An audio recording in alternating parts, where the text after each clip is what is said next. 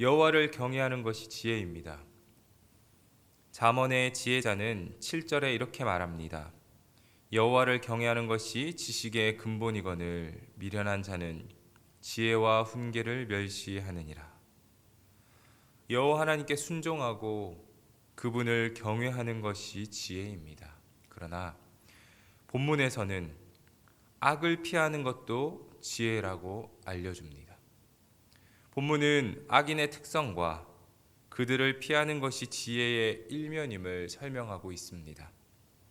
지혜자는 10절에 이렇게 말을 합니다. 내 아들아, 악한 자가 너를 꿰일지라도 따르지 말라.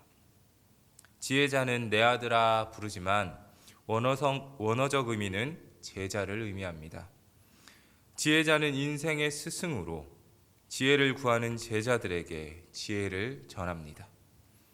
악한 자가 너를 꿰일지라도 따르지 말고 지혜자는 그렇게 가르치고 있습니다.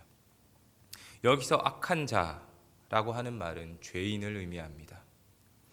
이 단어의 어근을 이루는 죄라는 말은 돌팔매질을 하는 사람이 표적을 맞추지 못하거나 혹은 여행자가 길을 잃은 것을 가리킬 때 사용하는 말입니다.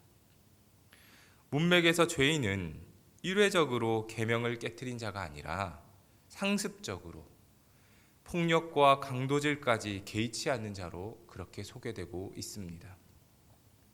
11절부터 14절은 악한 자가 유혹하는 내용입니다. 11절에서 그는 이렇게 말을 하고 있습니다. 우리와 함께 가자. 악인들은 동지의식을 일으키도록 우리와 함께 가자고 말을 하면서 달콤한 유혹의 첫마디를 던지고 있습니다. 그들은 제자를 자신들의 동료처럼 여기게 만듭니다. 그래서 제자를 자신들과 같은 길로 가도록 부추깁니다. 이들은 제자에게 우리와 함께 가자며 사회적 연대감을 표하며 동지의식을 느끼도록 만듭니다. 만일 제자가 지혜의 분별력이 부족했다면 이들의 부추김에 넘어갈 수도 있습니다. 하지만 이들의 길은 위험합니다.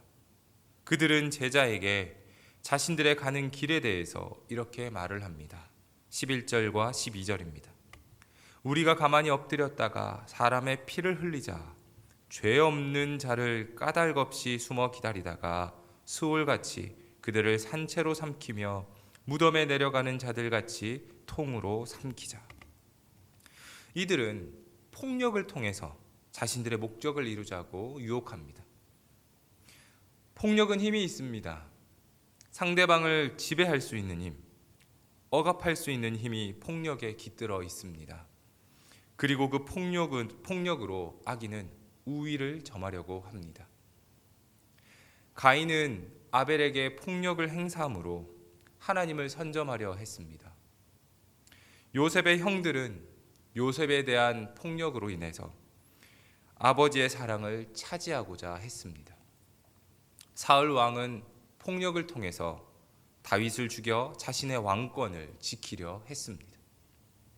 이처럼 폭력은 관계를 깨트리고 타인과의 관계에서 자신의 이득을 손쉽게 얻도록 만들어줍니다. 이런 유혹에 빠져서 사람들은 쉽게 폭력의 길로 들어가게 됩니다. 악인들 역시 제자를 자신들의 길로 들어오도록 유혹합니다. 숨어 기다리다가 산채로 삼키며 통으로 삼키자. 악인들의 유혹은 흡사 맹수가 사냥하는 모습을 그려놓은 것 같습니다. 이뿐만 아니라 악인들은 13절과 14절에서 자신들이 폭력을 행사하는 목적을 드러내고 있습니다. 우리가 온갖 보화를 얻으며 빼앗은 것으로 우리 집을 채우리니 너는 우리와 함께 제비를 뽑고 우리가 함께 전대 하나만 두자 할지라도. 타인에게 폭력을 행사하는 목적은 결국 보화를 얻고 빼앗기 위함이라고 말하고 있습니다. 이들은 그렇게 재물을 빼앗아서 자기의 집을 채울 것인데 제자에게도 함께 그 일을 하자고 유혹하면서 제안합니다. 쉽게 적용하면 불법적으로 돈을 모으자는 것입니다. 불법적으로 돈을 버는 일에 대해서 여러분은 어떻게 생각하십니까? 몇 해 전에 흥사단에서 전국 초중고 학생들 약 1만 명을 대상으로 해서 설문조사를 한 것이 있습니다. 질문은 이렇습니다. 10억이 생긴다면 죄를 짓고 1년 정도 감옥에 가도 괜찮은가? 이 질문에 고등학교 56% 학생들이 괜찮다라고 답을 했습니다. 중학생, 초등학생도 각각 39%, 17%가 괜찮다고 답을 했습니다. 이웃의 어려움과 관계없이 나만 잘 살면 된다라고 답을 한 초, 중, 고등학생도 각각 19%, 30%, 45%에 달했습니다. 전문가들은 학생들이 기성세대로부터 돈의 영향력이 얼마나 큰지를 보고 배웠고 그 영향력이 가치관을 정립하는 데 큰 영향을 주었다고 분석을 했습니다. 누군가 불법적으로 남에게 피해를 주는 악한 방법으로 돈을 버는 일에 동참하자고 한다면 우리는 어떤 선택을 할까요? 요즘 코로나로 문 닫는 직장도 많고 먹고 살기도 힘든데 하나님도 이해해 주실 것이라고 그렇게 생각하고 그 일에 동참하는 사람들 있지 않겠습니까? 언젠가부터 우리에게 먹고 사는 문제는 가장 중요한 문제가 되어버렸습니다. 자녀가 정직하지 못한 것에는 별 대수롭지 않게 생각을 하는데 벌이가 좋지 못한 직장을 선택하려고 한다면 난리가 나는 게 우리의 모습이지 않습니까? 교회 공동체에 짐을 지우는 것에는 크게 마음을 두지 않으면서 자신의 벌이가 줄어드는 것에는 하늘이 무너지는 것처럼 생각하고 있지는 않는지요. 15절부터 19절은 스승이자 잠언의 지혜자의 지혜로운 경고가 나옵니다. 지혜자는 15절에서 이렇게 말을 합니다.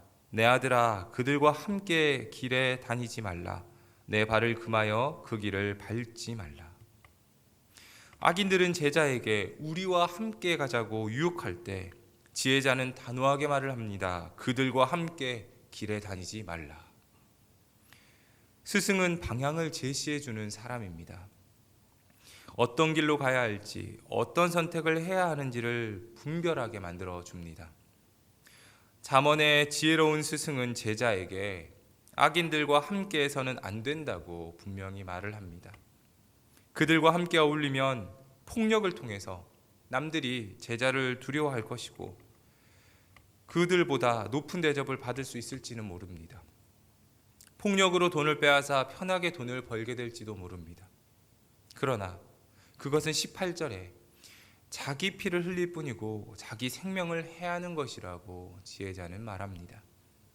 잠깐 편할지는 몰라도 결국 악으로 인해서 심판을 받는다는 가르침을 주는 것입니다. 그러면서 지혜자는 19절로 가르침의 결론을 맺습니다. 이익을 탐하는 모든 자의 길은 다 이러하여 자기의 생명을 잃게 하느니라. 새번역 성경으로 보면 의미가 보다 분명해집니다. 새번역 성경입니다. 무릇 부당한 이득을 탐하는 자의 길은 다 이러하니 재물이 목숨을 빼앗는다. 부당한 이익에 욕심을 부리면 결국 그 재물로 하여금 목숨을 잃게 된다는 것이 지혜자의 가르침입니다. 사실 이 가르침을 모르는 사람은 없습니다. 머리로는 알지만 사실 삶으로 가져오면 쉽게 적용하기 어렵습니다.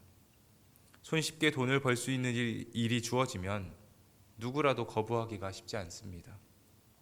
그것이 남에게 피해가 되더라도 당장 자신에게 주어지는 이익이 생기면 마음이 흔들리기 십상입니다. 그러나 한 번, 두 번 그렇게 선을 넘고 악을 행하는 일에 무뎌지게 되면 그것으로 자신의 생명을 잃게 될지도 모릅니다. 그래서 하나님을 경외하는 것이 지혜의 근본이 됩니다. 하나님을 경외하는 사람은 선을 넘지 않고 정도를 지키기 때문입니다.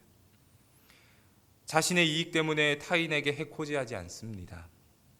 하나님을 경외하기 때문입니다.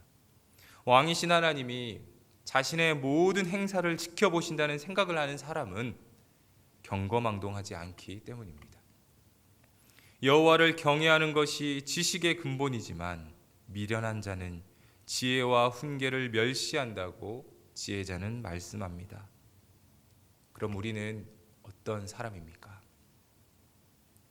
지혜자의 가르침을 받고 지혜로운 사람으로 살아가고 있는지요? 아니면 지혜와 훈계를 멸시하여 생명을 잃는 길로 계속 달려가고 있지는 않는지요?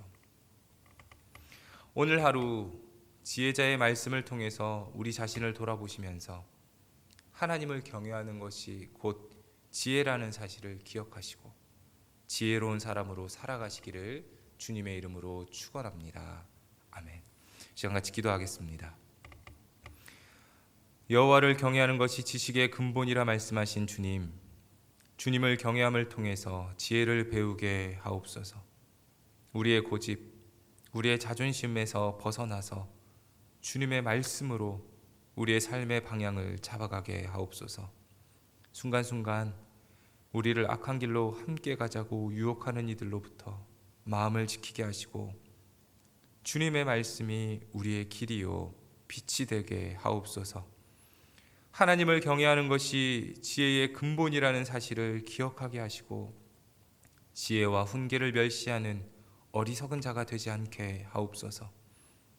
교회와 성도들의 어려운 상황을 돌보아 주시고 우리의 예배와 믿음이 흔들리지 않도록 주님께서 붙잡아 주옵소서. 사랑하는 담임 목사님께 날마다 은혜를 부어 주셔서 말씀을 전하시는데 어려움 당치 않게 하옵소서. 교회를 돕는 교역자들과 직원, 직분자 위에 헌신과 섬김의 마음을 주셔서 그리스도를 섬기듯 교회와 성도를 섬기게